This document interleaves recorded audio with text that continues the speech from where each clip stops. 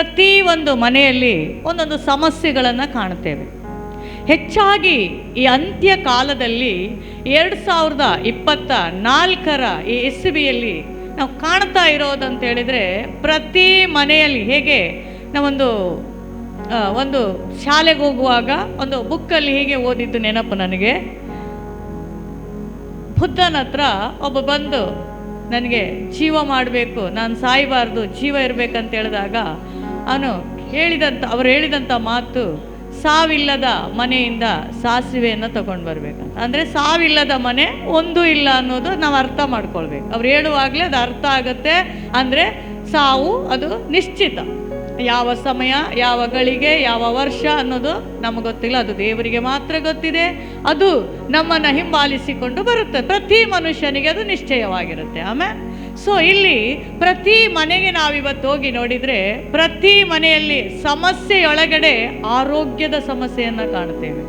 ಪ್ರತಿ ಮನೆಯಲ್ಲಿ, ಯಾವ ಮನೆ ಇದಕ್ಕೆ ಹೊರತಲ್ಲ, ಪ್ರತಿ ಮನೆಯಲ್ಲಿ ಮಕ್ಕಳಿಗಾಗಲಿ, ಗಂಡನಿಗಾಗಲಿ, ಹೆಂಡತಿಗಾಗಲಿ, ತಂದೆ ತಾಯಿಗಾಗಲಿ, ಎಲ್ಲಿಯಾದರೂ ಏನಾದರೂ ಒಂದು ಸಮಸ್ಯೆಯನ್ನು ನಾವು ಕಂಡಿರ್ತೇವೆ. ಆದರೆ ದೇವರ ವಾಕ್ಯ ಹೇಳುತ್ತೆ, ಆತನು ಆಕಾಶ ಭೂಮಿಯನ್ನು ಉಂಟು ಮಾಡಿ ನೇರವಾಗಿ ಮನುಷ್ಯನನ್ನು ಉಂಟು ಮಾಡಿದ್ದಲ್ಲ, ಆತನು ಮೊದಲು ಹೀಗೆ ಆಲೋಚಿಸಿದನು ನನ್ನ ದೇವರು. ಅದನ್ನು ಹೇಗೆ ಮಾಡಿದ ಅಂತ ಹೇಳಿದರೆ, ಮನುಷ್ಯನಿಗೆ ಬೇಕಾದ ಎಲ್ಲ ಮರ, ಗಿಡ, ಪ್ರಾಣಿ, ಪಕ್ಷಿ, ಆಹಾರ ಪ್ರತಿ ಒಂದನ್ನು ಉಂಟು ಮಾಡಿ, ಅನಂತರ ತನ್ನ ಮಕ್ಕಳನ್ನು, ತನ್ನ ದೇವರು ತನ್ನ ಸೃಷ್ಟಿಯ ಕಾರ್ಯವನ್ನು ಪ್ರಾರಂಭಿಸಿದನು, ಮನುಷ್ಯನನ್ನು ಉಂಟು ಮಾಡಿದನು. ಕಾರಣ ದೇವರಿಗೆ ಗೊತ್ತು, ಮನುಷ್ಯ ಹುಟ್ಟಿ ಬೆಳೆಯೋದು ಮಾತ್ರ ಅಲ್ಲ, ಅವನಿಗೆ ಸುತ್ತಮುತ್ತಲು ಎಲ್ಲ ಬೇಕಾಗಿದೆ ಅಂತ. ನಿದ್ರೆಗಾಗಿ ಒಳ್ಳೆಯ ಜಾಗ ಬೇಕಾಗಿದೆ, ವಾಸ ಮಾಡಲಿಕ್ಕೆ ಜಾಗ ಬೇಕು, ಉಸಿರಾಡಲಿಕ್ಕೆ ಗಾಳಿ ಬೇಕು, ಕುಡಿಯೋಕ್ಕೆ ನೀರು ಬೇಕು, ಉಣ್ಣೋದಕ್ಕೆ ಆಹಾರ ಬೇಕು. ಆತನಿಗೆ ಬೇಕಾದುದೆಲ್ಲವನ್ನ ಮಾಡಿ ಮುಗಿಸಿ ದೇವರು ಮನುಷ್ಯನನ್ನು ಉಂಟು ಮಾಡಿದನು. ಅದೇ ರೀತಿ ದೇವರು ಮನುಷ್ಯನನ್ನು ಉಂಟು ಮಾಡಿದ ಮೇಲೆ ಕೆಲವೊಂದು ವಿಚಾರಗಳನ್ನು ಮನುಷ್ಯನಿಗೆ ಹೇಳ್ತಾನೆ. ನೀನು ಬಹು ಸಂತಾನವುಳ್ಳವರಾಗಿ ಹೆಚ್ಚಬೇಕು, ಭೂಮಿಯ ಎಲ್ಲ ಕಡೆಗಳಲ್ಲಿ ನೀವು ಹಬ್ಬಿಕೊಳ್ಳಬೇಕು, ನೀವು ಆರೋಗ್ಯವಂತರು. ಆಮೇನ್, ಆಮೇನ್. ಅಷ್ಟು ಹೇಳಿದ ದೇವರು ಏನನ್ನ ನುಡಿದ್ರೋ ದೇವರು ಅದನ್ನು ಮಾಡಿದರು, ಅದನ್ನು ಮಾಡಿ ತೋರಿಸಿದ್ರು ಕೂಡ. ಅದು ಇವತ್ತಿಗೂ ಕೂಡ ಈ ಕಡೆ ಕಾಲದಲ್ಲಿ, ಕಠಿಣ ಕಾಲದಲ್ಲಿ ಕೂಡ ದೇವರು ಏನನ್ನ ನುಡಿದಿದ್ದಾರೋ ಈಗಲೂ ಸಂಭವಿಸ್ತಾ ಇದೆ, ಈಗಲೂ ನಡೀತಾ ಇದೆ, ಈಗಲೂ ಅದನ್ನು ನಾವು ಕಾಣ್ತಾ ಇದ್ದೇವೆ. ಇವತ್ತು ನಾನು ನಿಮಗೆ ಕೊಡುವಂಥ ಸಂದೇಶ, ನನ್ನ ದೇವರು ಆರೋಗ್ಯದಾಯಕನು. Amen, hallelujah. ನನ್ನ ದೇವರು ಆರೋಗ್ಯದಾಯಕನು. ಆಮೆನ್. ಅದು ಬೈಬಲಲ್ಲಿ ಮಾತ್ರ ಅಲ್ಲ, ನನಗೂ ನಿನಗೂ ಆತನು ಆರೋಗ್ಯದಾಯಕನಾಗಿದ್ದಾನೆ.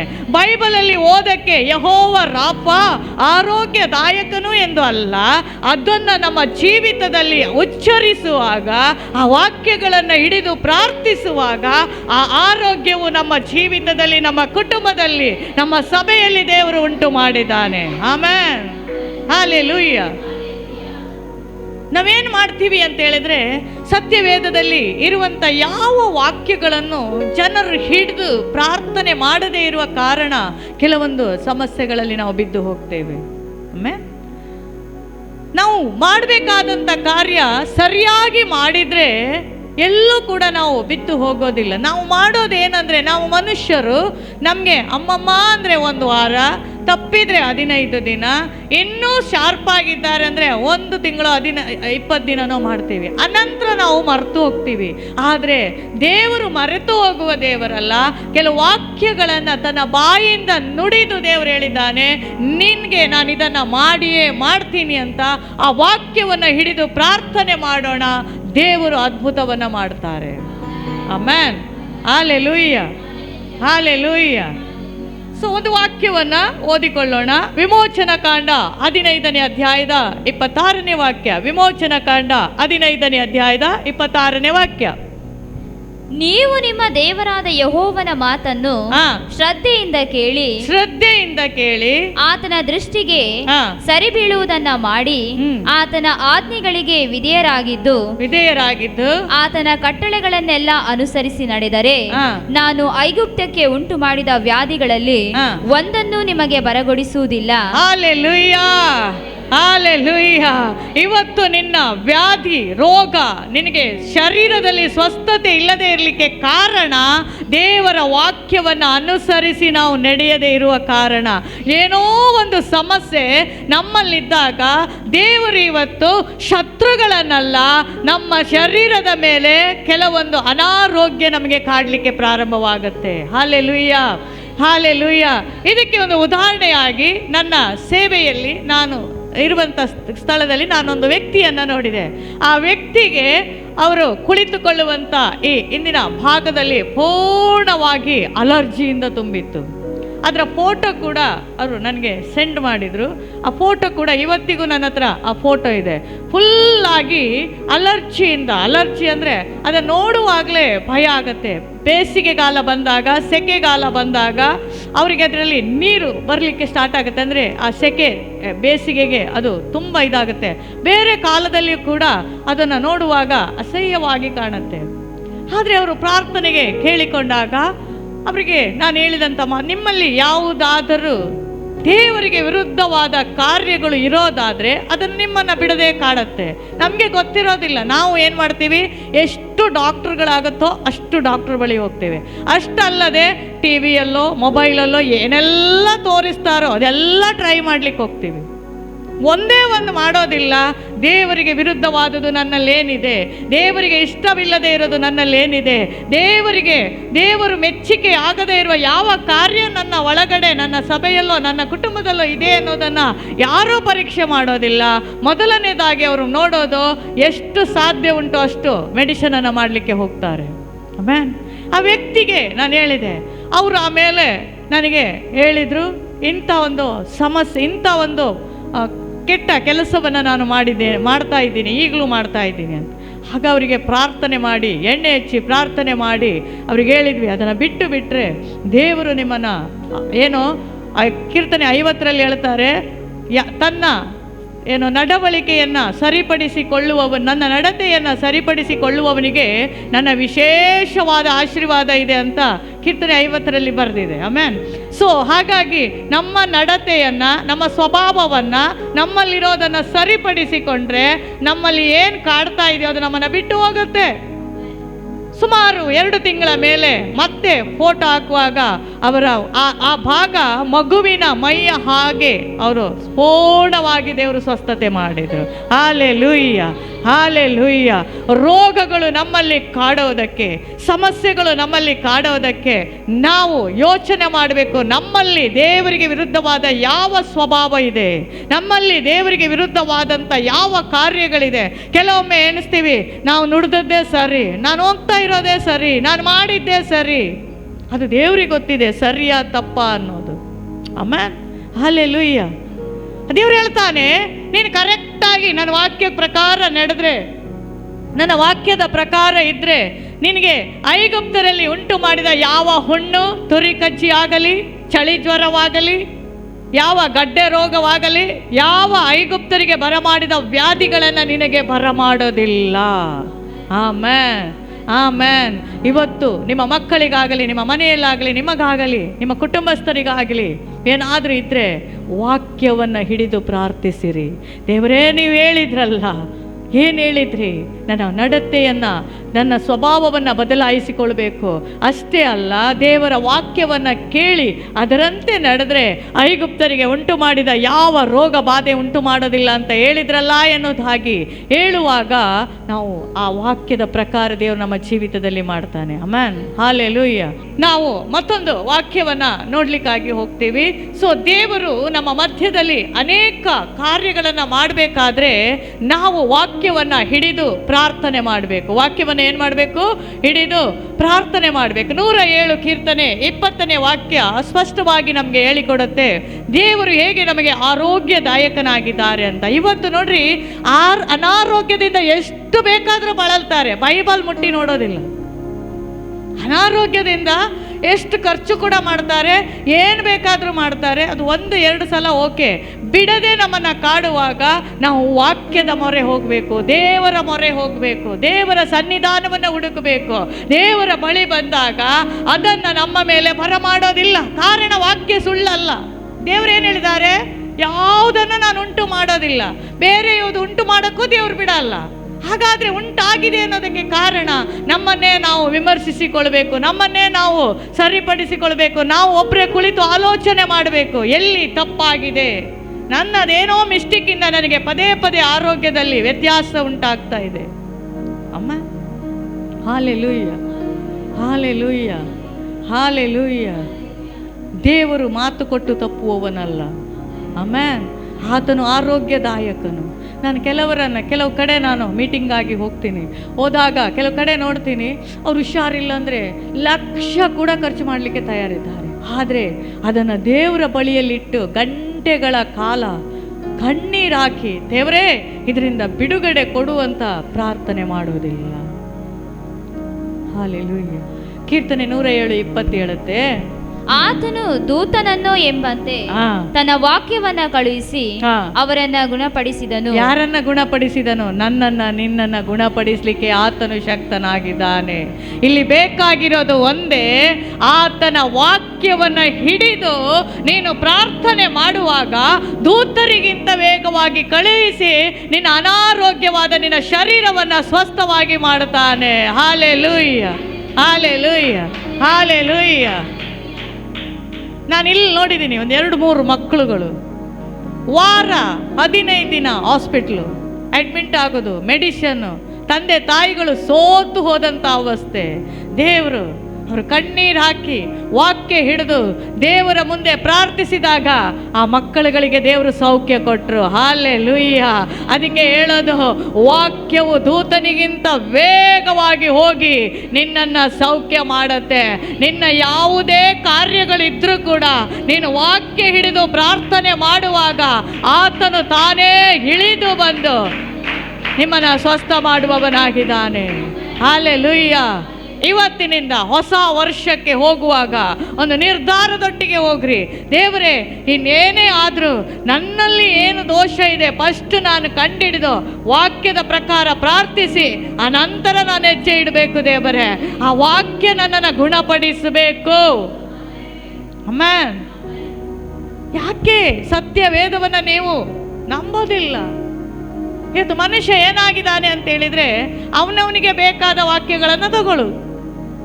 ದುಡ್ಡಿದ್ದವರಿಗೆ ಇದು ಬೇಡ, ಆರೋಗ್ಯ ನಾನೇ ಆರೋಗ್ಯದಾಯಕನಂತ ದೇವರು ಹೇಳಿದ್ದಾನೆ, ಬೇಡ. ಕಾರಣ ಖರ್ಚು ಮಾಡ್ಲಿಕ್ಕೆ ಹಣ. ನಾನು ಕೇಳ್ತೀನಿ, ನನ್ನ ಹತ್ರ 1 ರೂಪಾಯಿನೂ ಇಲ್ಲದೆ ಇರುವಾಗ ನನಗೇನಾದರೂ ಆದರೆ ನಾನು ಯಾರ ಮೊರೆ ಹೋಗ್ತೀನಿ? ದೇವರ ಮೊರೆ ಹೋಗ್ತೀನಿ. ಕಾರಣ ಸ್ವಸ್ಥಪಡಿಸುವವನು, ಜೀವ ಕೊಡುವವನು, ಆರೋಗ್ಯದಾಯಕನು ರಾಫಾ ಆದ ದೇವರು ನನ್ನ ಸಂಗಡ ಇದ್ದಾರೆ. Hallelujah, hallelujah, hallelujah. ಆ ವಾಕ್ಯ ನಿಮ್ಮನ್ನು ಬಿಡಿಸಿ ಗುಣಪಡಿಸುತ್ತೆ. ಕಳೆದ ಡಿಸೆಂಬರಲ್ಲಿ ನನ್ನ ಮೊಣಕಾಲುಗಳು ಬಾಧೆಗೊಳಗಾಯಿತು. ಎಷ್ಟು ಬಾಧೆಗೊಳಗಾಯ್ತು ಅಂತ ಹೇಳಿದರೆ, ನೀವೆಲ್ಲ ನೋಡಿದ ಪ್ರಕಾರ 2-3 ದಿನ ನಾನು ವಾಕರಲ್ಲಿ ನಡೆದೆ. ಎಲ್ಲ ನನ್ನ ಚಿತ್ತ ಅಲ್ಲ, ಅದು ನನ್ನನ್ನು ನೋಡಿದವರೆಲ್ಲ ಈ ಮೆಡಿಸಿನ್ ತಗೊಳ್ಳಿ, ಆ ಮೆಡಿಸಿನ್ ತಗೊಳ್ಳಿ, ಆ ಇಂಜೆಕ್ಷನ್ ಹಾಕಿ, ಈ ಇಂಜೆಕ್ಷನ್ ಹಾಕಿ, ಅಡ್ಮಿಂಟ್ ಆಗಿ ಎಲ್ಲ ಹೇಳಿದರು, ತಂದು ಕೂಡ ಕೊಟ್ಟರು. ಯಾವುದರಲ್ಲಿಯೂ ವಾಸಿ ಆಗಲಿಲ್ಲ. ಆಗ ನಾನೊಂದು ನಿರ್ಧಾರ ಮಾಡಿದೆ. ಕರ್ತನ ಆಲಯದಲ್ಲಿ ಬಂದು 1 ಗಂಟೆಗಳ ಕಾಲ ನಾನು ಆರಾಧನೆ ಮಾಡಲಿಕ್ಕೆ ಪ್ರಾರಂಭಿಸಿದಾಗ, ನಾನು ಯಾವ ವಾಕರಲ್ಲಿ ಬಂದು ಇಲ್ಲಿ ಕುಳಿತು ಆರಾಧನೆ ಮಾಡಿದ್ನೋ ಆ ವಾಕರನ್ನು ಬಿಸಾಕಿ ಆಲಯದ ಒಳಗಡೆ ನಡೆಯುವುದಕ್ಕೆ ದೇವರು ನನಗೆ ಸಹಾಯ ಮಾಡಿದರು. ಕಾರಣ ಆತನು ನನಗೆ ಆರೋಗ್ಯದಾಯಕನು, ಆತನು ಗುಣಪಡಿಸುವ ದೇವರು, ಆತನು ಯೆಹೋವ ರಾಫನಾಗಿ ನನ್ನ ಎಲ್ಲ ಆರೋಗ್ಯವನ್ನು ಕೊಟ್ಟ ಆತನಾಗಿದ್ದಾನೆ. ಆಮೆನ್.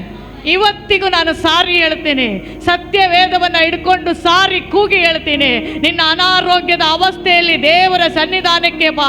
ನಿನ್ನ ಅನಾರೋಗ್ಯದ ಸಮಯದಲ್ಲಿ ದೇವರ ಬಳಿಗೆ ಬಾ. ವಾಕ್ಯಗಳನ್ನು ಕೂಗಿ ಹೇಳು, ಕರ್ತನೇ ಈ ವಾಕ್ಯದ ಪ್ರಕಾರ ನನ್ನನ್ನು ಗುಣಪಡಿಸು ಎನ್ನುವುದಾಗಿ. ಕೇವಲ ಅನಾರೋಗ್ಯ ಅಲ್ಲ, ಪಾಪಗಳು ನಮ್ಮನ್ನು ಹತ್ತಿ ಆಳುವಾಗ, ಪಾಪಗಳು ನಮ್ಮ ತಲೆಯನ್ನು ಏರಿದಾಗ, ಪಾಪವು ನಮ್ಮನ್ನು ಬಿಟ್ಟು ಹೋಗದೆ ಇರುವಾಗ, ಆ ಕಾಲದಲ್ಲಿಯೂ ಕೂಡ ಅದು ಒಂದು ರೋಗವೇ. ಮನಸ್ಸು ಹಾಳಾಗೋದು ಒಂದು ರೋಗವೇ. ನಾವೇಣಿಸ್ತೀವಿ ಜ್ವರ ಬಂದರೆ, ಕ್ಯಾನ್ಸರು, TB, ಬೇರೆ ಬೇರೆ ಕಾಯಿಲೆಗಳು ಬಂದರೆ ಮಾತ್ರ ನಮಗದು ರೋಗ ಅನಿಸುತ್ತೆ. ಇಲ್ಲ ರೀ, ಮನಸ್ಸು ಕೂಡ ಹಾಳಾಗೋದೊಂದು ರೋಗ. ಮನಸ್ಸು ಹಾಳಾಗಿ ಕೆಟ್ಟು ಹೋಗೋದು ಕೂಡ ಅದೊಂದು ಭಯಂಕರವಾದ ರೋಗ. ಆ ರೋಗಕ್ಕೆ ಸರಿಯಾದ ಉತ್ತರ ನಿನ್ನ ಸತ್ಯವೇದದಲ್ಲಿದೆ. ಆಮೆನ್. ನಿನ್ನ ಸತ್ಯವೇದದಲ್ಲಿ ನೀನು ಹುಡುಕಿದಾಗ ನಿನಗೆ ಸಿಗತ್ತೆ. ನನ್ನ ಕರ್ತನು ನಿನ್ನನ್ನು ಗುಣಪಡಿಸುವ ದೇವರಾಗಿದ್ದಾನೆ. ಆಮೆನ್. Hallelujah, hallelujah, hallelujah. ಕೀರ್ತನೆ 147:3. ಕೀರ್ತನೆ 147:3. ಕೀರ್ತನೆ 147:3. ಮುರಿದ ಮನಸ್ಸುಳ್ಳವರನ್ನ ವಾಸಿ ಮಾಡುತ್ತಾನೆ. ಮುರಿದ ಮನಸ್ಸುಳ್ಳವರನ್ನ ವಾಸಿ ಮಾಡುತ್ತಾನೆ. ಅವರ ಗಾಯಗಳನ್ನ ಕಟ್ಟುತ್ತಾನೆ. ಎಂತ ಗಾಯ ಆಗಿರ್ಲಿ, ಏನ್ ಗಾಯ ಆಗಿರ್ಲಿ, ಎಲ್ಲ ಹೇಳಿದ್ರು ಗುಣ ಆಗಲ್ಲ ಅಂತ ಹೇಳಿದ್ರು ಕೂಡ ನೀನು ಭಯ ಪಡುವ ಅವಶ್ಯಕತೆ ಇಲ್ಲ. ನಿನ್ನ ಮನಸ್ಸಿಗಾದ ಗಾಯ, ಮುರಿದಂತ ನಿನ್ನ ಮನಸ್ಸು, ಕೆಟ್ಟು ಹೋಗಿರುವ ನಿನ್ನ ಮನಸ್ಸನ್ನ ಗುಣಪಡಿಸ್ಲಿಕ್ಕೆ ಒಬ್ಬನಿಗೆ ಸಾಧ್ಯ. ಆತನ ಹೆಸರು ಯೇಸು. ಕಾರಣ ಆತನ ಸ್ವಹ ರಕ್ತದಿಂದ ಕೊಂಡುಕೊಳ್ಳಲ್ಪಟ್ಟಂತ ನಮಗಳಿಗೆ ವಾಸಿ ಮಾಡೋದಕ್ಕೆ ಒಬ್ಬರಿಗೆ ಸಾಧ್ಯ, ನಮ್ಮನ್ನ ಉಂಟು ಮಾಡಿದ ದೇವರು. ಆಮೆನ್. ನಾವೆಷ್ಟೋ ಕಡೆ ನೋಡ್ತೀವಿ, ಏನ್ ನೋಡ್ತೀವಿ? ಸ್ವಸ್ಥತೆಯನ್ನು ನೋಡ್ತೀವಿ. ಪ್ರಾರ್ಥಿಸಿದಾಗ, ಉಪವಾಸ ಮಾಡಿದಾಗ, ದೇವರ ಅಭಿಷೇಕ ಬಂದಾಗ ಜನರು ಪೂರ್ಣವಾಗಿ ಸ್ವಸ್ಥತೆಯನ್ನು ಕಾಣ್ತಾರೆ. ಇವತ್ತಿಗೂ ನಮ್ಮಲ್ಲಿ ಅಳುವವರಿದ್ದಾರೆ. ನಮ್ಗೆ ಹಿಂಗಾಯ್ತು. ನಾನು ಕೇಳ್ತೀನಿ, ನೀನು ಅಳೋದಕ್ಕಿಂತ ಗಂಟೆಗಳ ಕಾಲ ದೇವರ ಹತ್ರ ಕೂತ್ಕೋ. ರಾತ್ರಿ ನಿದ್ರೆ ಬಿಟ್ಟು ದೇವರ ಹತ್ರ ಕೂತ್ಕೋ. ಬೆಳಗಿನ ಜಾವ ಬೇಗನೆ ಎದ್ದು ದೇವರ ಹತ್ರ ಕೂತ್ಕೋ. ಅದೆಲ್ಲ ಸಾಧ್ಯ ಇಲ್ಲ. ಅದು ನಮ್ಗೆ ಆಗೋದಿಲ್ಲ. ನಮ್ಗೆ ಹೀಗೆ ಯೇಸುವೆ ನನ್ನ ಅನಾರೋಗ್ಯವನ್ನು ಗುಣಪಡಿಸಂದಾಗ ರೆಡಿಮೇಡ್ ಕಾಪಿ ಥರ ನಿನಗೆ ಟಪ್ ಅಂತ ಬಟನ್ ಒತ್ತಿದಾಗ ಬರಬೇಕು. ನಮ್ಮಲ್ಲಿ ದೇವರ ಮುಂದೆ ಸಮಯ ಕಳೆಯೋಕ್ಕಾಗಲ್ಲ. ನಮಗೆ ಎಷ್ಟಾರು ಬೇರೆ ಸಮಯ ಕಳಿತೀವಿ. ಈ ಒಂದು ಡಾಕ್ಟ್ರು ಇಲ್ಲಿ ನಿಂತಲ್ಲಿದ್ದರೆ, ಬ್ಯಾಂಗ್ಳೂರಲ್ಲಿದ್ದರೆ ಅಂದರೆ ನಾವು ಇಲ್ಲಿಂದ ಬ್ಯಾಂಗ್ಳೂರಿಗೆ ಹೋಗ್ತೀವಿ. ಒಂದು ಡಾಕ್ಟ್ರು ಇಲ್ಲಿಂದ ಕೇರಳದಲ್ಲಿದ್ದಾರೆ ಅಂದರೆ ಇಲ್ಲಿಂದ ಕೇರಳಕ್ಕೆ ಹೋಗ್ತೀವಿ. ಆದರೆ ನಮ್ಮ ಡಾಕ್ಟ್ರು ನಮ್ಮ ಮನೆಯಲ್ಲೇ ಇದ್ದಾರೆ ಅಂದರೆ ನಾವು ನಂಬಲ್ಲ. ಅಮ್ಮ, ನಮ್ಮ ವೈದ್ಯನು, ಘನ ವೈದ್ಯರ ವೈದ್ಯನು ನಮ್ಮ ಸಂಗಡ ಇದ್ದಾರೆ. Hallelujah, hallelujah. ನಾನು ಹೇಳ್ತೀನಿ ಪ್ರಿಯ ದೇವರ ಮಕ್ಕಳೇ, ನಿನ್ನ ಮನಸ್ಸು ಮುರಿದಾಗ, ನಿನ್ನ ಭಯ ಉಂಟಾದಾಗ, ನಿನ್ನ ಶರೀರದಲ್ಲಿ ಬಿಡದೆ ಕಾಡುತ್ತಿರುವ ರೋಗಗಳು ಬಂದಾಗ, ನಿನಗೆ ಯಾವೆಲ್ಲ BP, ಶುಗರು ಏನೆಲ್ಲ ಬಂದಾಗ, ದೇವರ ಸನ್ನಿಧಾನದಲ್ಲಿ ಕುಳಿತು ಅಲ್ಪ ಸಮಯವನ್ನು ದೇವರಿಗಾಗಿ ನೀನು ಕೊಡುವಾಗ, ದೇವರು ನಿನ್ನ ಮೇಲಿರುವಂಥ ಎಲ್ಲವನ್ನ ತೆಗೆದು ಹಾಕಲಿಕ್ಕೆ ಆತನು ಶಕ್ತನಾಗಿದ್ದಾನೆ. ಆಮೆನ್. ಯೆಶಾಯ 53:5 ಹೇಳುತ್ತೆ, ಆತನ ಬಾಸುಂಡೆಗಳಿಂದ ನಮಗೆ ಗುಣವಾಯಿತು. ಸುಮ್ಮನೆ ಬಾಸುಂಡೆ ಅಲ್ಲ, ಇದೆಲ್ಲ ದೇವರ ಪ್ಲಾನು. ಆತನ ಬಾಸುಂಡೆ ತಗೊಂಡಿರೋದ್ರಿಂದಲೇ ನಮಗಿವತ್ತು ಗುಣ ಆಗಿದೆ. ಓದ್ರಿ ಆ ವಾಕ್ಯ 53:5 ಕೊನೆ ಭಾಗ. ನಮ್ಮ ದ್ರೋಹಗಳ ದೆಸೆಯಿಂದ ಅವನಿಗೆ ಗಾಯವಾಯಿತು. ಗಾಯವಾದ ಸತ್ಯನಾ? ಅವ್ರ ದೇವ್ರೇನಾದ್ರೂ ಮಾಡಿದ್ರ ನಿಮ್ಮ ಪಾಪನ? ನಿನ್ನ ಪಾಪಕ್ಕೋಸ್ಕರ ಆತನಿಗೆ ಗಾಯವಾಯ್ತಾ? ಇಲ್ಲ, ಆತನು ತಪ್ಪು ಮಾಡಿ ಗಾಯ ಆಯ್ತಾ? ಹೇಳ್ರಿ. ನಮ್ಮ ದೋಷಗಳು, ನಾನು ಕೈಯಲ್ಲಿ ಮಾಡಿದ ತಪ್ಪು, ಕಣ್ಣಲ್ಲಿ ಮಾಡಿದ ತಪ್ಪು, ಕಾಲಲ್ಲಿ ಮಾಡಿದ ಬೇಡದ ಜಾಗಕ್ಕೆ ನನ್ನ ಕಾಲು ಹೋಯ್ತು, ಬೇಡದ ಕಾರ್ಯಗಳಿಗೆ ನನ್ನ ಕಣ್ಣು ನೋಡಿತು, ಬೇಡದ ಪಾಪಗಳಿಗೆ ನನ್ನ ಕೈ ಸಹಕಾರಿಯಾಯಿತು. ಈ ಕಾರಣಕ್ಕಾಗಿ ಯೇಸುವಿಗೆ ಗಾಯಗಳಾದವು. ಇಷ್ಟು ಗೊತ್ತಿದ್ದು ಕೂಡ ನಾವೇನು ಮಾಡ್ತೀವಿ? ಹುಷಾರಿಲ್ಲದೆ ಇರುವಾಗ, ಅನಾರೋಗ್ಯದಲ್ಲಿರುವಾಗ ದೇವರನ್ನು ನಾವು ನೋಡೋದಿಲ್ಲ. ದೇವರಿಗೆ ನಾವು 5 ನಿಮಿಷ ಪ್ರಾರ್ಥನೆ, ಡಾಕ್ಟ್ರ್ ಹತ್ರ ಹೋಗಿ ಗಂಟೆ ಕಟ್ಲಿಕ್ಕೆ ಕ್ಯೂವಲ್ಲಿ ಕೂತ್ಕೊಳ್ತೀವಿ. Yes are no? ಎಸ್. ಗಂಟೆ ಕಟ್ಲೇಬೇಕಾದ್ರೆ ಅಪಾಯಿಂಟ್ಮೆಂಟ್ ತಗೊಂಡು ಏನು ಬೇಕಾದ್ರೆ ಹೀಗೆ ಒಳಗೋಗ್ಲಿಕ್ಕೆ 1000-2000 ಎಕ್ಸ್ಟ್ರಾ ಬೇಕಾದ್ರೆ ಕೊಟ್ಟು, ಇಲ್ಲ ಕ್ಯೂವಲ್ಲಿ ನಿಂತ್ಕೊಂಡು ಮಧ್ಯಾಹ್ನದವರೆಗೆ ಕಾದು. ನಾನು ಹೇಳ್ತೀನಿ, ಬೆಳಿಗ್ಗೆ 10 ಗಂಟೆಗೆ ಹೋಗಿ 12:30 ಕಾಯೋದಕ್ಕಿಂತ 2.5 ತಾಸು ಚೆನ್ನಾಗಿ ಪ್ರಾರ್ಥನೆ ಮಾಡು. ಕೋಣೆ ಬಾಗ್ಲಾಕೊಂಡು ಕಣ್ಣೀರಿಂದ ಬಿದ್ದು ಹೊರಳಾಡಿ, ಕರ್ತನೇ ನೀನು ಸೌಖ್ಯ ಮಾಡದೆ ಹೋದರೆ ನಾನು ಬಿಡೋದಿಲ್ಲ. ನನ್ನ ದೇವರು ನೀನು, ನನ್ನ ಘನ ವೈದ್ಯನು ನೀನು, ನನ್ನ ಆರೋಗ್ಯದಾಯಕನು ನೀನು, ನನ್ನ ಯೆಹೋವ ರಾಫನು ನೀನು ಅಂತ ನೀನು ಕೂಗಿ ಕರೆಯುವುದಾದರೆ ದೇವರ 2.5 ಗಂಟೆಯಲ್ಲಿ ನಿನ್ನನ್ನು ಸೌಖ್ಯ ಮಾಡ್ತಾನೆ. ಆಮೇನ್. ನಮ್ಮ ಪರಿಸ್ಥಿತಿ ಇವತ್ತೆಲ್ಲ ಹೀಗೆ. ನಾವೇನು ಮಾಡ್ತೀವಿ, ನಾವು ಬೇರೆ ಟೈಮ್ ಬೇಕಾದರೆ ಎಷ್ಟು ಬೇಕಾದರೂ ಕಳಿತೀವಿ. ದೇವ್ರ ಹತ್ರ ಬಂದಾಗ ನಮಗೆ ಸಮಯ ಇಲ್ಲ. ಇವತ್ತಿಗೂ ಜನರಿಗೆ ಸಮಯ ಇಲ್ಲ. 6 ಗಂಟೆ ಆದ್ರೂ ದೇವ್ರ ಮಕ್ಕಳು ಹೇಳಲ್ಲ. ನಾವು ನೋಡ್ತೀವಿ ಅನೇಕ ಮುಸ್ಲಿಂ ಜನ, ಅವರು 4 ಗಂಟೆಗೆ 3 ಗಂಟೆಗಲ್ಲ ಅವರು ಎಷ್ಟು ಖುಷಿಯಾಗಿ ಪ್ರಾರ್ಥನೆಯನ್ನು ಸಲ್ಲಿಸ್ತಾರೆ. ದೇವರ ಮಕ್ಕಳು ನಾವು 6 ಗಂಟೆ ಆದರೂ ಎಬ್ಬಿಸಿದ್ರು ಹೇಳಲ್ಲ. ಕಾರಣ, ಒಂದು ಬಿಡುಗಡೆ ಆಯ್ತಲ್ಲ, ಇನ್ನು ರಕ್ತ ಕೋಟೆಯಲ್ಲಿ ಮರೆಯಾಗಿದ್ದೀವಿ, ಯಾವುದು ನನ್ನ ಹತ್ರ ಬರಲ್ಲ. ಎಂತಹ ನಂಬಿಕೆ ನೋಡ್ರಿ. ಆ ನಂಬಿಕೆ ಎಲ್ಲದರಲ್ಲಿ ಇರಬೇಕು. ಹಲ್ಲೆಲೂಯಾ.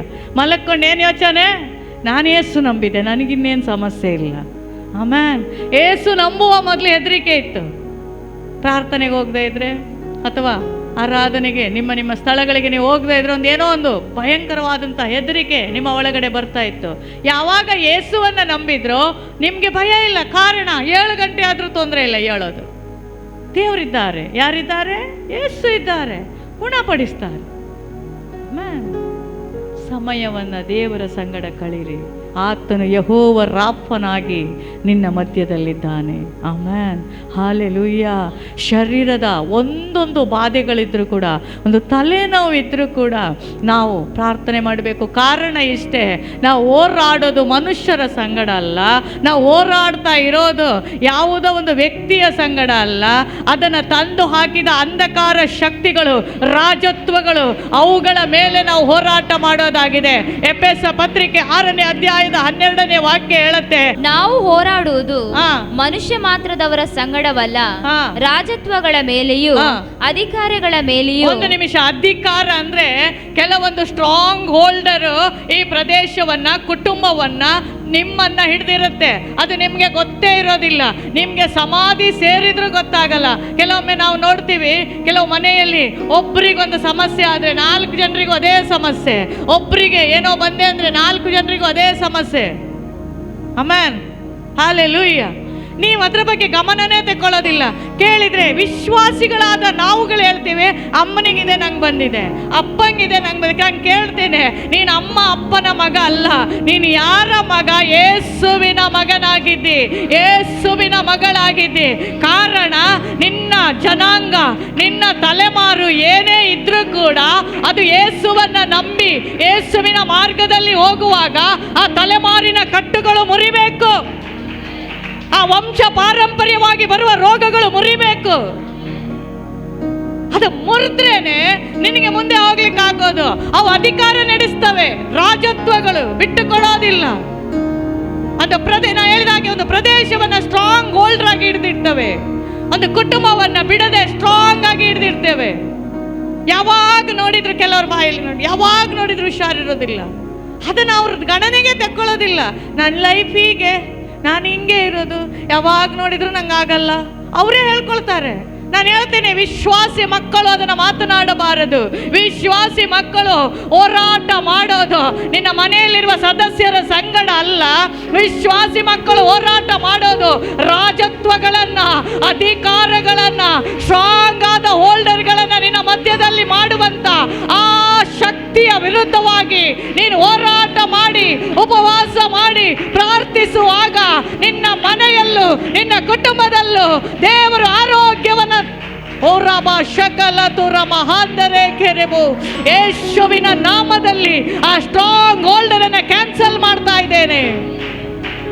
ನಿನ್ನ ಕುಟುಂಬವನ್ನು ಆಳ್ವಿಕೆ ಮಾಡಿದ, ನಿನ್ನ ಶರೀರವನ್ನು ಆಳ್ವಿಕೆ ಮಾಡುವ ಎಲ್ಲ ಸ್ಟ್ರಾಂಗ್ ರಾಜತ್ವಗಳ ಶಕ್ತಿ, ಅಧಿಕಾರಿಗಳ ಶಕ್ತಿ, ನಿನ್ನನ್ನು ಬೀಳಿಸಲಿಕ್ಕೆ ಪ್ರಯತ್ನ ಮಾಡುವ ಶಕ್ತಿಗಳು ಕ್ಯಾನ್ಸಲ್ ಆಗಲಿ. ಪ್ರಾರ್ಥಿಸಿರಿ. ಆ ಶಕ್ತಿ ನಿನ್ನ ಮೇಲೆ ಕಾರ್ಯ ಮಾಡಬಾರದು. ಆಮೆನ್. ಹಲ್ಲೆಲೂಯಾ. ಒಂದೇ ವಿಷಯಕ್ಕೆ 25 ಸಲ ಹಾಸ್ಪಿಟಲ್,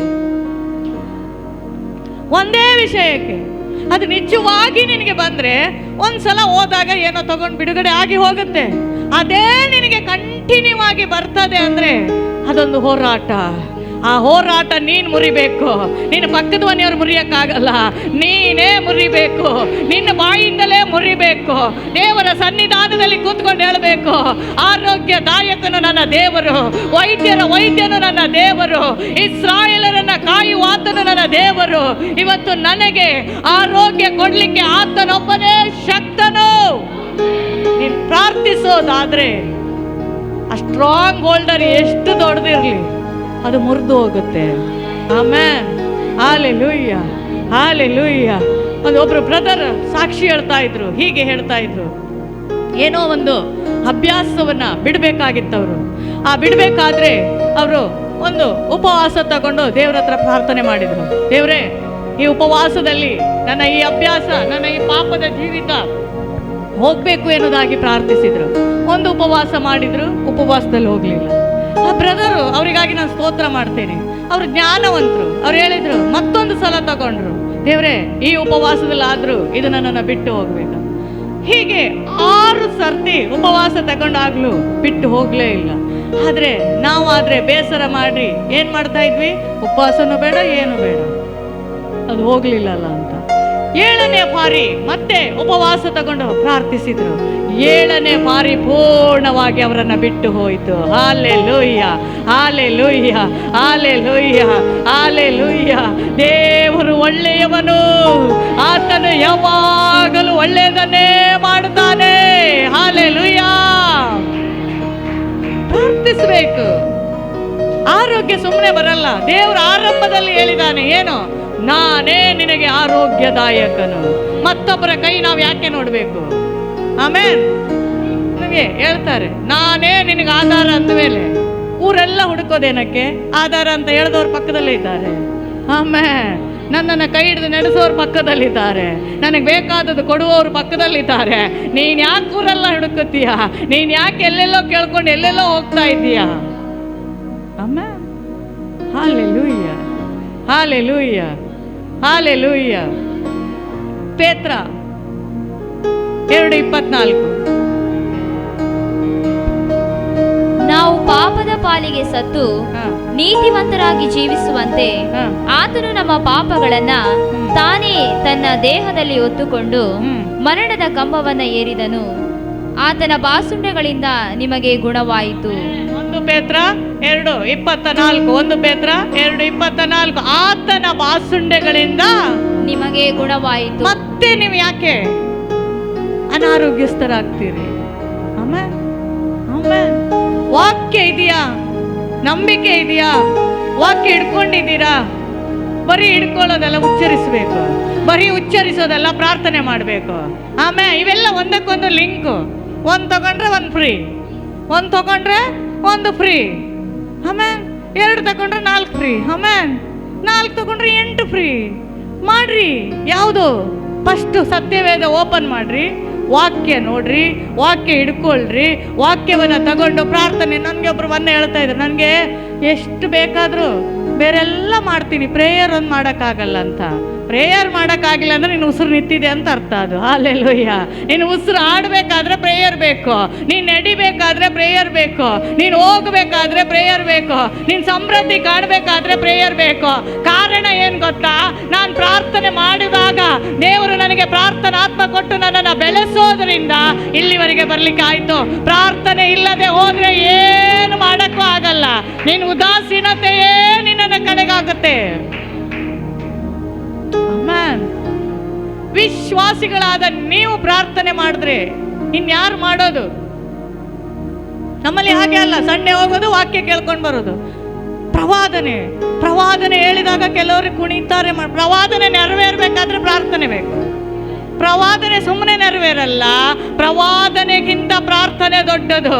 ಕಾರಣ, ಪ್ರವಾದನೆ ನಿನ್ನ ಜೀವಿತದಲ್ಲಿ ಆಗಬೇಕಾದ್ರೆ ಹೇಳಿದ ಪ್ರವಾದನೆ ಇಟ್ಕೊಂಡು ಪ್ರಾರ್ಥನೆ ಮಾಡಬೇಕು. ಆಮೇನ್. ಪ್ರವಾದನೆ ಹೇಳ್ತಾರೆ, ಹೋಗ್ತಾರೆ, ಸತ್ಯ, ಅದು ದೇವರಿಂದ ಬಂದದ್ದೇ. ಆದ್ರೆ ಪ್ರಾರ್ಥಿಸಬೇಕು. ನಾನು ತಿನ್ಕೊಂಡು ತಿರುಗಿದ್ರೆ ಊರೆಲ್ಲ ಸುತ್ತಾಡಿ 24 ಗಂಟೆಯಲ್ಲಿ 20 ಗಂಟೆ ಮಲ್ಕೊಂಡೇ ಇದ್ರೆ ಯಾವ ಪ್ರವಾದನೆನೂ ನೆರವೇರಲ್ಲ, ಯಾವುದು ನನ್ನ ಜೀವಿತದಲ್ಲಿ ಆಗಲ್ಲ. ನಾವು ಶ್ರಮ ಪಡಬೇಕು. ಎಲ್ಲಿ ಪಡಬೇಕು ಅಲ್ಲಿ ಪಡಬೇಕು, ಎಲ್ಲೆಲ್ಲ ಪಡೋದಲ್ಲ. ಶ್ರಮ ಪಡಬೇಕಾದಂತ ಒಂದು ಜಾಗ ಇದೆ. ನಿನ್ನ ಅಂತರಂಗದಲ್ಲಿ ನಿನ್ನ ತಂದೆಯಾದ ದೇವರಿಗೆ ನೀನು ಮೊರೆ ಇಡುವಾಗ ಆತನು ನಿನ್ನನ್ನು ಬಿಡಿಸುವವರಾಗಿದ್ದಾರೆ. ಹಲ್ಲೆಲೂಯಾ. ಇವತ್ತು ಎಷ್ಟು ಜನ ಹೇಳ್ತಾರೆ ನನ್ಗದಾಗಿಲ್ಲ. ನಾನು ಹೇಳ್ತೀನಿ, ನಿಮ್ದು ಯಾವುದಾದ್ರೂ ಒಂದು ಕಾರ್ಯ ಆಗ್ಲಿಲ್ಲ ಅಂದ್ರೆ ನಿಮ್ಮ ಪ್ರಾರ್ಥನೆ ಸಾಕಾಗ್ಲಿಲ್ಲ. ನಾನು ಕೂಗಿ ಹೇಳ್ತೇನೆ, ನಿಮ್ಮ ಪ್ರಾರ್ಥನೆ ಅದು ಅಮೂಲ್ಯವಾಗಿ ಶ್ರೇಷ್ಠವಾಗಿ ಗಂಟೆಗಟ್ಟಲೆ ಮಾಡಿದ್ದಾಗಿದ್ರೆ ನಿಮ್ಮ ವಿಷಯ ಡಿಲೇ ಆಗೋದಿಲ್ಲ. ಯಾಕೆ ಡಿಲೇ ಆಗುತ್ತೆ? ಆಗೋದಿಲ್ಲ ಡಿಲೇ. ನೀವೇನು ಮಾಡ್ತೀರಿ? ಯಾವುದಾದ್ರೂ ವಿಷಯ ತಗೊಂಡಾಗ ಅದರ ಕುರಿತಾಗಿ ಟೆನ್ಷನ್ನೇ ಮಾಡ್ತಾ ಇರ್ತೀರಿ ಹೊರತು ಪ್ರೇಯರ್ ಮಾಡಲ್ಲ. ಟೆನ್ಷನ್ಗೆ ಉತ್ತರ ಬರಲ್ಲ, ಪ್ರಾರ್ಥನೆಗೆ ಉತ್ತರ ಬರುತ್ತೆ. ಆಮೆನ್. ಟೆನ್ಷನ್ ಹೋಗ್ಬೇಕಾದ್ರೂ ನೀನು ಪ್ರೇಯರಲ್ಲಿ ಕೂತ್ಕೊಳ್ಬೇಕು.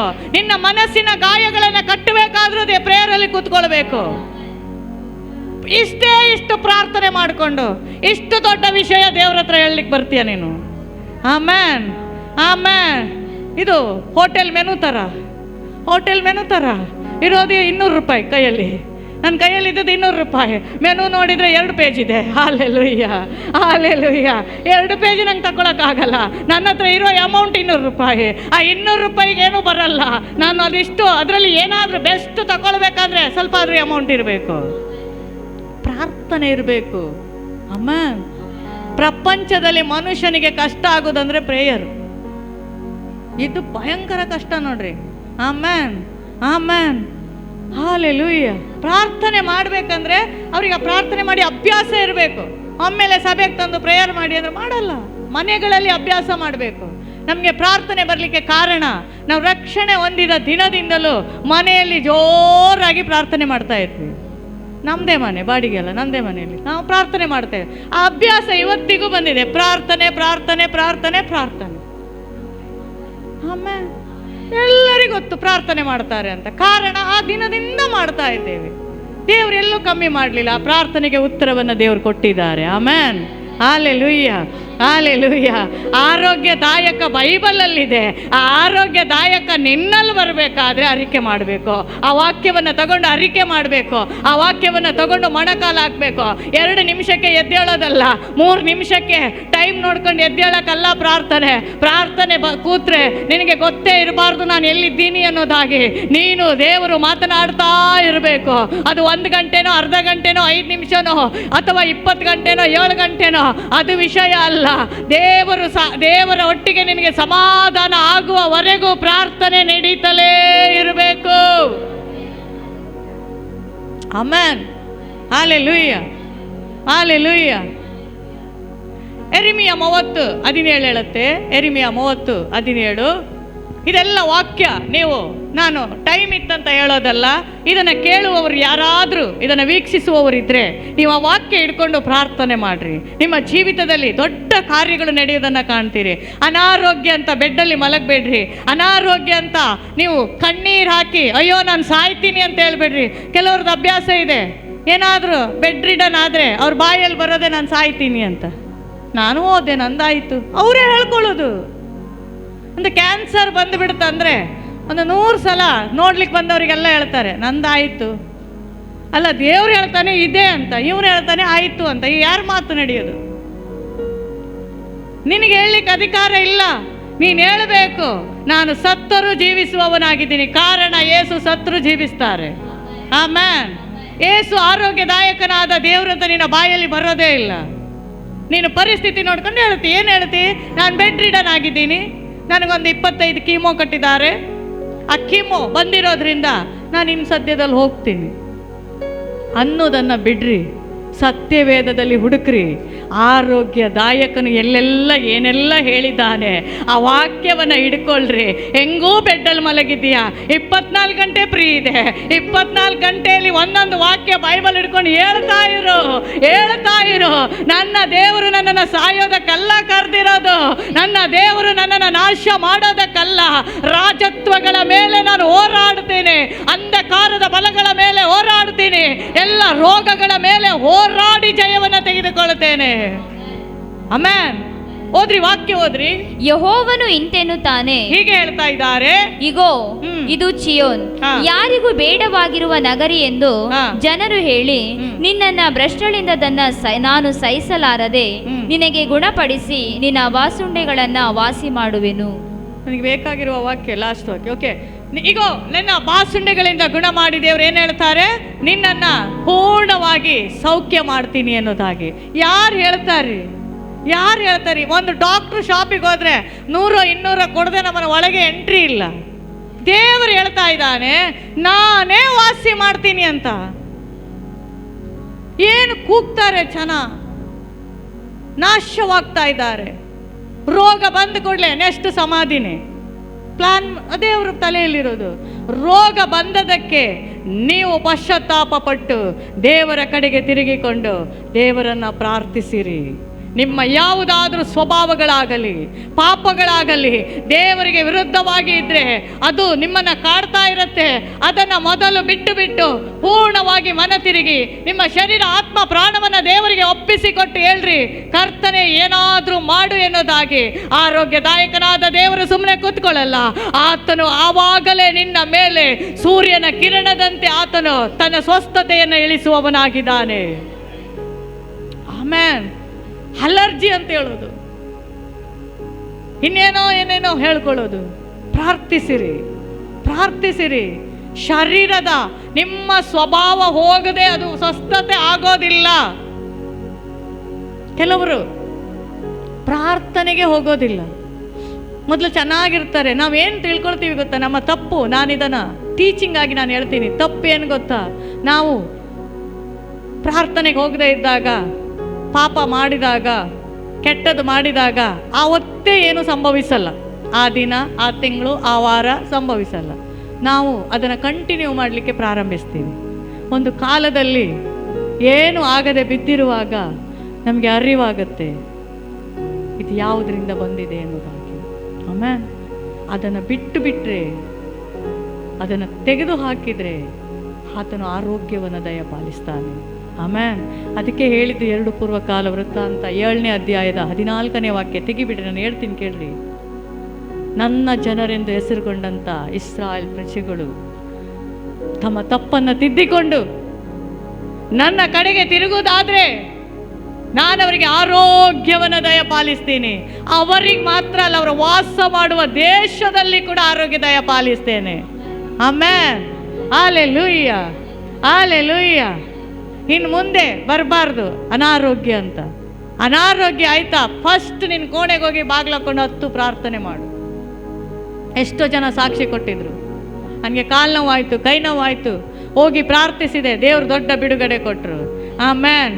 ನಾನು ಕೇಳುವ ಪ್ರಶ್ನೆ, ಪ್ಯಾರಲೈಸ್ ಆದವರನ್ನು ಗುಣಪಡಿಸಿದ ದೇವರು, ಬೆಡ್ ರಿಡನ್ ಆದವರನ್ನು ಗುಣಪಡಿಸಿದ ದೇವರು. ಆಮೇನ್.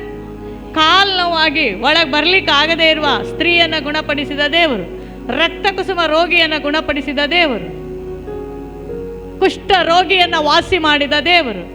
ನಿನ್ನ ತಲೆನೋವು ಅದರೊಳಗೆ ಬರುತ್ತಾ? ಹೊರಗಿಂದ ಅದರೊಳಗೆ ಬರುತ್ತಾ ಇಲ್ವಾ? ತಲೆನೋವು ಅದರೊಳಗೆ ಬರುವುದಿಲ್ವಾ? ತಲೆನೋವು ಗುಣ ಮಾಡಲ್ವಾ? ಕ್ಯಾನ್ಸರ್ ಹೀಲ್ ಮಾಡಿದ ದೇವರು ತಲೆನೋವು ಗುಣ ಮಾಡಲ್ವಾ? ಜ್ವರ ಗುಣ ಮಾಡಲ್ವಾ? ಮಾಡ್ತಾರಾ ಇಲ್ವಾ? ನಿನ್ನ ಮೈಕೈ ನೋವು ಗುಣ ಮಾಡಲ್ವಾ? ನಿನ್ನ ಕಾಲು ಗುಣ ಮಾಡಲ್ವಾ? ಅಲರ್ಜಿ ಗುಣ ಮಾಡಲ್ವಾ? 100% ನನ್ನ ದೇವರು ಮಾಡ್ತಾರೆ. ನಂಬಿಕೆ ಮಾತ್ರ ಇರಬೇಕು. ಹೇಳೋದೊಂದು ಮಾಡೋದೊಂದಲ್ಲ. ವಾಕ್ಯ ಇಲ್ಲಿ ಕೇಳೋದು, ಮನೆಗೆ ಹೋದ್ಮೇಲೆ ನೆಗೆಟಿವ್ ಮಾತಾಡೋಕ್ಕಲ್ಲ ದೇವರು ಇಟ್ಟಿರೋದು. ದೇವರು ನಿನ್ನನ್ನು ಇಟ್ಟಿರೋದು ಆರೋಗ್ಯದಾಯಕನೆಂದು ವಾಕ್ಯ ಕೂಗಿ ಹೇಳುವಾಗ ಆ ವಾಕ್ಯ ರಿಸೀವ್ ಮಾಡಿಕೊಂಡು ಅದನ್ನು ಹಿಡ್ಕೊಂಡು ಪ್ರಾರ್ಥನೆ ಮಾಡುವಾಗ ದೇವರು ದೊಡ್ಡ ಕಾರ್ಯಗಳನ್ನು ನಿನ್ನ ಜೀವಿತದಲ್ಲಿ ಮಾಡುವವನಾಗಿದ್ದಾನೆ. Hallelujah, hallelujah, hallelujah. ಯಾಕೋಬ 5:16 ಎಲ್ರಿಗೂ ಚಿರಪರಿಚಿತವಾದಂಥ ವಾಕ್ಯ. ಯಾಕೋಬ 5:16. ಯಾರಿಗೆಲ್ಲ ಹುಷಾರಿಲ್ವೋ ಪ್ರಾರ್ಥಿಸಿರಿ. ಈ ಸಂದೇಶ ಮುಗಿಯೋದ್ರೊಳಗೆ ನನಗೊಂದು ಸ್ವಸ್ಥತೆ ಉಂಟಾಗಬೇಕು. ಈ ಸಂದೇಶ ಮುಗಿಯೋದ್ರೊಳಗಡೆ, ಈ ಸಂದೇಶ ಕೇಳಿ ಮುಗಿಸೋದ್ರೊಳಗಡೆ ನಿನ್ನ ರೋಗ ಯಾವುದೇ ಆಗಿರ್ಬೋದು. ಡಾಕ್ಟ್ರ್ ಆಗಲ್ಲ ಅಂತ ಹೇಳಿರ್ಬೋದು, ಡಾಕ್ಟ್ರ್ ಹೇಳ್ಬೋದು ಇಷ್ಟೇ ತಿಂಗಳು ನೀನು ಉಳಿತೀಯ ಅಂತ ಹೇಳಿರ್ಬೋದು.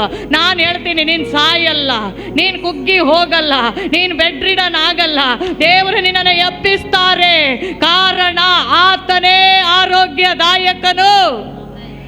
ಓದ್ರಿ. ಹೀಗಿರಲು ನೀವು ಸ್ವಸ್ಥವಾಗಬೇಕಾದರೆ ನೀವೇನಾಗಬೇಕಾದ್ರೆ ನಿಮ್ಮ ಪಾಪಗಳನ್ನು ಒಬ್ಬರಿಗೊಬ್ಬರು ಅರಿಕೆ ಮಾಡಿ ಒಬ್ಬರಿಗೋಸ್ಕರ ಒಬ್ಬರು. ಇವತ್ತು ಅನೇಕ ಜನರಿಗೆ ಹುಷಾರಿಲ್ಲದಕ್ಕೆ ಕಾರಣ ದೇವರಿಗೆ ವಿರುದ್ಧವಾಗಿ ಮಾಡಿದ ತಪ್ಪು ದೋಷಗಳು. ದೇವರು ಸಹಿಸಲ್ಲ ಮ್ಯಾನ್. ನಮ್ಮ ಮನೆಯಲ್ಲಿ ಎಲ್ಲ ಸಹಿಸ್ಬೋದು ನೀನು ಮಾಡಿದ್ದು, ನೀನು ಎಣಿಸ್ತಿ ನಾನು ಮಾಡ್ತಾ ಇದ್ರೆ ಯಾರಿಗೂ ಗೊತ್ತಾಗಲ್ಲ ಅಂತ. ಆದರೆ ದೇವರು ಸಹಿಸಲ್ಲ, ದೇವರು ಸಹಿಸಲ್ಲ. ಮತ್ತೆ ಮತ್ತೆ ಹೇಳ್ತೀನಿ, ದೇವರು ಸಹಿಸಲ್ಲ. ನಿಮ್ಮ ಪಾಪಗಳನ್ನು ಯಾರಿಗೆ ಹೇಳಲಿಕ್ಕಾಗಲ್ಲ ಅಂದ್ರು ನಿಮ್ಮ ಆತ್ಮೀಯ ಸ್ನೇಹಿತನಾದ ಪರಿಶುದ್ಧಾತ್ಮನು ನಿಮ್ಮ ಸಂಗಡವೇ ವಾಸ ಮಾಡ್ತಾ ಇರುವನಿಗೆ ಹೇಳ್ರಿ, ಹೋಲಿ ಸ್ಪಿರಿಟ್ಗೆ ಹೇಳ್ರಿ, ನಾನು ಇಷ್ಟೆಲ್ಲ ಮಾಡ್ತಾ ಇದ್ದೀನಿ, ಸುಳ್ಳು ಹೇಳ್ತಾ ಇದ್ದೀನಿ, ಮೋಸ ಮಾಡ್ತಾ ಇದ್ದೀನಿ, ವ್ಯಭಿಚಾರ ಮಾಡ್ತಾ ಇದ್ದೀನಿ, ಕಳ್ತನ ಮಾಡ್ತಾ ಇದ್ದೀನಿ. Amen, hallelujah. ಇಷ್ಟೆಲ್ಲ ಪರಿಶುದ್ಧಾತ್ಮನೇ, ನಾನು ಅನೇಕರಿಗೆ ಮೋಸ ಮಾಡಿದ್ದೀನಿ, ಅನೇಕರನ್ನ ಬ್ಯಾಲೆನ್ಸ್ ಮಾಡಕ್ಕೆ ಹೋಗಿದ್ದೀನಿ. ಅವರಿಗೂ ಸುಳ್ಳು ಹೇಳೋದು, ಇವರಿಗೂ ಸುಳ್ಳು ಹೇಳೋದು, ಮಧ್ಯದಲ್ಲಿ ಒಂದಿನ ಸಿಕ್ಕಿಬಿಡೋದು. ಅಮ್ಮ, ಇವೆಲ್ಲ ದೇವ್ರ ಮಕ್ಕಳು ಮಾಡುವ ಕೆಲಸ ಅಲ್ಲ. ಇದನ್ನ ದೇವರು ಪರಿಶುದ್ಧಾತ್ಮನ ಮುಂದೆ ತಗೊಂಡು ಬಂದು ನಮ್ಮ ಸ್ನೇಹಿತರಿಗೆ ಹೇಳಿದ್ರೆ ಇವತ್ತು ಕಣ್ಣೀರು ಸುರಿಸ್ತಾರೆ ನಮ್ಮ ಜೊತೆ, ನಾಳೆ ಟಾಮ್ ಟಾಮ್ ಮಾಡ್ತಾರೆ. ಸ್ನೇಹಿತರಿಗೆ ಹೇಳಕ್ ಹೋಗ್ಬೇಡ್ರಿ, ಯಾರಿಗೂ ಹೇಳ್ಬೇಡ್ರಿ. ನಿಮ್ಮ ಒಳಗಡೆ ವಾಸ ಮಾಡುವ ಪರಿಶುದ್ಧಾತ್ಮನಿಗೆ ಹೇಳಿ ಕಣ್ಣೀರು ಸುರಿಸಿ ಅದನ್ನು ಬಿಟ್ಟು ಬಿಡ್ರಿ. ಕೆಲವರು ಹೇಳ್ತಾರೆ ನಾನು ಭಾಳ ಪರ್ಫೆಕ್ಟ್, ಒಳ್ಳೆ, ನಾನು ಯಾರ ಸುದ್ದಿಗೂ ಹೋಗಲ್ಲ. ಫೋನ್ ತಗೊಂಡ್ರೆ ಇದ್ದರ ಸುದ್ದಿಯೇ ಮಾತಾಡೋದು. ಫೋನ್ ತಗೊಂಡ್ರೆ ಎಷ್ಟು ಜನ ಇದ್ರೋ ಅಷ್ಟು ಜನರ ಸುದ್ದಿ ಮಾತಾಡ್ತಾರೆ. ಹಂಗೆ ಮಾಡಬೇಡ್ರಿ. ಇನ್ನು ಕೆಲವರು ಅದೆಲ್ಲ ಇಲ್ಲ, ಪ್ರಾರ್ಥನೆ ಮಾಡಲ್ಲ, ಬೈಬಲ್ ಓದಲ್ಲ. ಅವ್ರ ಕುಟುಂಬ ಪ್ರಾರ್ಥನೆಯಲ್ಲಿ ಎಷ್ಟು ಮಾಡ್ತಾರೋ ಅಷ್ಟೇ. ಕೆಲವರದೊಂದು ಕುಟುಂಬ ಪ್ರೇಯರ್ ಇರುತ್ತೆ, ಅದು ಮುಗಿದ್ರೆ ದೊಡ್ಡ ಪರ್ವತ ಆಕಾಶ ಬಿದ್ದು ಮುಗ್ದಾಗೆ, ಅದು ಮುಗೀತಾ ಇಲ್ಲ ಆಯ್ತು. ಕೆಲವ್ರ ಮನೆಯಲ್ಲಿ ವಿಶ್ವಾಸಿಗಳಾಗಿರ್ತಾರೆ, ರಾತ್ರಿ ಒಂಚೂರು 2 ಭಜನೆ ಮಾಡೋದು, 2 ಹಾಡು ಹೇಳೋದು ಆಯಿತು. ಅದೆಲ್ಲ ಪ್ರಾರ್ಥನೆ, ಅದರಲ್ಲೆಲ್ಲ ಈ ರೋಗ ಸೌಖ್ಯ ಆಗಲ್ಲ ರೀ. ಅದರಲ್ಲೆಲ್ಲ ನಿಮಗೆ ಆಯುಷ್ಯ, ಆರೋಗ್ಯ, ಸಂಪತ್ತು ಸ್ವಲ್ಪ ಕಾಲ ಕೊಟ್ಟಿರ್ತಾರೆ. ನೀವು ನೀತಿವಂತರು, ನ್ಯಾಯವಂತರು. ಆದರೆ ಹೋರಾಟ ನಿಮಗೆ ಡೈಲಿ ಇರುತ್ತೆ. ರಾಜತ್ವಗಳ ಮೇಲೆ, ಅಂಧಕಾರ ಶಕ್ತಿಗಳ ಮೇಲೆ, ಆಕಾಶ ಮಂಡಲದ ಶಕ್ತಿಗಳ ಮೇಲೆ, ಅಶುದ್ಧ ಆತ್ಮಗಳ ಮೇಲೆ ಪ್ರತಿದಿನ ಹೋರಾಟ ಇರೋದು. ಕುಟುಂಬ ಪ್ರಾರ್ಥನೆ 2 ಮಣ ಮಾಡಿ ಅದೊಂದು ಟೈಮ್ 1 ಅವರ್ 2 ಅವರ್ ಅಂದರೆ ಅದ್ರಲ್ಲಿ 4 ಹಾಡು ಹೇಳಿ 2 ಕೈ ತಟ್ಟಿ 1-2 ವಾಕ್ಯ ಓದಿದಾಗ ಅದನ್ನು ಶಬ್ಬಿಸಿ ನೀವು ಪ್ರಾರ್ಥಿಸಬೇಕು. ಹೋರಾಡಿ ಪ್ರಾರ್ಥನೆ ಮಾಡಬೇಕು. ಹಲ್ಲೆಲೂಯಾ. ಒಬ್ಬರಿಗೊಬ್ಬರು ಅರಿಕೆ ಮಾಡಿಕೊಳ್ಳೋದು ಮಾಡಿಕೊಂಡ್ರೆ ಒಳ್ಳೇದು. ಮಾಡಿಕೊಂಡಿಲ್ಲ ಅಂದರೆ ಪರಿಶುದ್ಧಾತ್ಮನ ಪಾದದಲ್ಲಿ ಬನ್ನಿರಿ, ಅರಿಕೆ ಮಾಡ್ರಿ. ಇಂಥದ್ದೆಲ್ಲ ಮಾಡಿದ್ದೀನಿ ದೇವ್ರೆ, ಇಂಥದ್ದೆಲ್ಲ ನನ್ನಲ್ಲಿದೆ. ಪ್ರಾರ್ಥನೆನೂ ಸರಿಯಾಗಿ ಮಾಡಲಿಲ್ಲ. ಸತ್ಯವೇದ ಯಾರಾದರೂ ಕೂತ್ಕೊಂಡು 4 ಗಂಟೆ 5 ಗಂಟೆ ಓದುವ ವಿಶ್ವಾಸಿಗಳು ಭಾರಿ ಕಮ್ಮಿ. 100ಕ್ಕೆ ಒಂದು 25 ಜನ ಸಿಗ್ಬೋದು ಸತ್ಯವೇದ ಆಳವಾಗಿ ಓದು. ಇನ್ನೆಲ್ಲ ಪ್ರೇಯರ್ ಮಾಡೋಕ್ಕೂ ಪುರ್ಸತ್ತಿಲ್ಲ, ಬೈಬಲ್ ಓದೋಕ್ಕೂ ಅವ್ರಿಗೆ ಆಗಲ್ಲ. ಕೆಲ್ಸಕ್ಕೆ ಹೋಗುವಾಗ ಈ ನಾವೆಲ್ಲ ಚಿಂತಾಮಣಿ ಅದೇನೇನು ಹೇಳ್ತಾರೆ ಗೊತ್ತಿಲ್ಲ, ಕಣಿ ಕೇಳೋದಿದೆ, ಹೀಗೆ ಓಪನ್ ಮಾಡಿ ನೋಡೋದು, ಗಿಳಿ ಬಂದರೆ ನಿನಗೆ ಸಮೃದ್ಧಿ. ಆಮೇಲೆ ಹೀಗೆ ಮಾಡಿ ನಾವೆಲ್ಲ ರಕ್ಷಣೆ ಹೊಂದುವ ಮೊದಲು ಮನೆಗೆ ಬರ್ತಾ ಇದ್ರು. ಇಷ್ಟು ದೊಡ್ಡದು ಏನು ಇಷ್ಟಿಷ್ಟುದ್ದ ಶೀಟ್ ಇರುತ್ತೆ ಅವ್ರ ಹತ್ರ. ಆ ಶೀಟ್ ಬಂಡಲ್ ಮಾಡಿ ಇರ್ತಾರೆ. ಆ ಬಂಡಲ್ ಒಳಗೆ ನಾವು ಕಡ್ಡಿ ಹಾಕಬೇಕು. ಆ ಬಂಡಲ್ ಒಳಗೆ ಕಡ್ಡಿ ಹಾಕಿದಾಗ ಅದು ಹಾವು ಬಂತ, ನಿನಗೆ ಸರ್ಪದೋಷ ಇದೆ. ಆಮೇಲೆ ಹಲ್ಲಿ ಬಂತ, ಅವ್ರು ಬರ್ಕೊಂಡು ಬಂದಿರ್ತಾರೆ. ಹಲ್ಲಿ, ಹಾವು ಇದೆಲ್ಲ ನೋಡಿದ್ರಾ? ನಾನು ನೋಡಿದ್ದೀನಿ, ಅದಕ್ಕೆ ಹೇಳಿದ್ದು, ನಾನು ನೋಡಿದ್ದೀನಿ. ಆವಾಗ ನಾವು ಅವನಿಗೆ 50-20 ಕೊಟ್ಟು ಖುಷಿಯಲ್ಲಿ ಕಳಿಸೋದು. ನಮ್ದು ಹೇಳಿದ್ನಲ್ಲ ತಪ್ಪು ಅಂತ. ನಾನು ಹೇಳ್ತೇನೆ, ನಿಮ್ಮ ತಪ್ಪು ಹೇಳ್ತಾ ಇರೋದು ಬೈಬಲ್ಲು, ಅವನಲ್ಲ ಹೇಳೋದು, ಅವನಲ್ಲ. ಕಣಿ ಕೇಳುವವನಿಗೆ ಅವನದ್ದೇ ಭವಿಷ್ಯ ಗೊತ್ತಿಲ್ಲ. ನಾನು ಹೇಳ್ತೀನಿ, ನಿಮಗೆ ಹೇಳೋದು ಇದು. ಈ ಬೈಬಲ್ ಇದೆ ಅಲ್ಲ, ಈ ಬೈಬಲ್ ನಿಮಗೆ ಹೇಳುತ್ತೆ ನೀವೇನು ಪಾಪ ಮಾಡಿದ್ರಿ, ದೋಷ ಮಾಡಿದ್ರಿ ಅಂತ. ನನಗೆ ಭಾಳ ಖುಷಿ. ಆವಾಗ ಮನೆಗೆಲ್ಲ ಬರುವಾಗ ಅಮ್ಮನ ಹತ್ರ ಅವ್ನು ಕೇಳ್ತಾನೆ, ಒಬ್ರು ನೋಡಿದರೆ 5 ರೂಪಾಯಿ. ಆಗ 5 ರೂಪಾಯಿ ಅಂದ್ರೆ ಭಯಂಕರ. ಒಬ್ಬರು ಹೀಗೆ ಕಡ್ಡಿ ಹಾಕಿ ಅದನ್ನು ನೋಡಿದರೆ ನಾವು ಯಾರ ಹತ್ರ ಎಲ್ಲ ಸಾಲ ಕೇಳೋದು, 5 ರೂಪಾಯಿ ಕೊಡಿ ನಂಗೆ ಒಂಚೂರು ನೋಡಬೇಕು ಅಂತ. ಆಮೇಲೆ 5 ರೂಪಾಯಿ ಸಾಲ ತಗೊಂಡು ಅದರಲ್ಲಿ ಕಡ್ಡಿ ಹಾಕಿ ನೋಡಿದರೆ ಅವ ಹೇಳೋದು, ನಿನಗೆ ಸರ್ಪದೋಷ ಇದೆ, ಬೇಕಿತ್ತ 5 ರೂಪಾಯಿಗೆ ಬೇಡ. ಅದೇ ಗಿಳಿ ಎಲ್ಲರಿಗೆ ಬರಲ್ಲ, ಕೆಲವರಿಗೆ ಮಾತ್ರ ಬರೋದು. ಆ ಗಿಳಿ ಬಂದರೆ ಅದು ಹಸಿರು ಸಮೃದ್ಧಿಯನ್ನು ಸೂಚಿಸುತ್ತೆ. ಆಮೇಲೆ ಅದಕ್ಕೊಂದು ನಾ ಕೇಳಿ ಹೋಗ್ತಾನೆ. ಬೇಡ ರೀ, ಅಂಥದ್ದಲ್ಲ ನಮ್ಮ ಜೀವಿತ. ನಮ್ಮ ಜೀವಿತವನ್ನು ಕನ್ನಡಿಯ ಹಾಗೆ ನಮಗೆ ತೋರಿಸಿಕೊಳ್ಳಲಿಕ್ಕೆ ನಮ್ಮ ಕೈಯಲ್ಲಿ ಸತ್ಯವೇದ ಇದೆ. ಈ ಸತ್ಯವೇದವೇ ನಮ್ಮನ್ನು ಕನ್ನಡಿಯೋಪಾದಿಯಲ್ಲಿ ನಮ್ಮ ತಪ್ಪುಗಳನ್ನು ತಿದ್ದುವಂಥದ್ದಾಗಿದೆ. Amen. Hallelujah, hallelujah, hallelujah. So ಆರೋಗ್ಯದಾಯಕನಾದ ದೇವರು ನಮ್ಮ ಸಂಗಡ ಇದ್ದಾರೆ. ಸೊ ನನ್ನ ಹತ್ರ ಆರೋಗ್ಯದಾಯಕನು ಅಂತ ದೇವರು ಹೇಳಿದ ಶಬ್ದಗಳು ಸಾಧಾರಣ 25ಕ್ಕೂ ಅಧಿಕವಾದ ವಾಕ್ಯಗಳು ನಾನು ಅದನ್ನು ಕಲೆಕ್ಟ್ ಮಾಡಿದ್ದೀನಿ, ಅದನ್ನು ನಾನು ತಗೊಂಡು ಬಂದಿದ್ದೀನಿ. ಆದರೆ ಸಮಯ ಆಗಿರೋ ಕಾರಣ, ಅದನ್ನು ಹೇಳಲಿಕ್ಕೆ ಸಮಯ ಇಲ್ಲದೆ ಇರುವ ಕಾರಣ ಅದನ್ನು ನಿಲ್ಲಿಸಲಿಕ್ಕಾಗಿ ಹೋಗ್ತೀನಿ.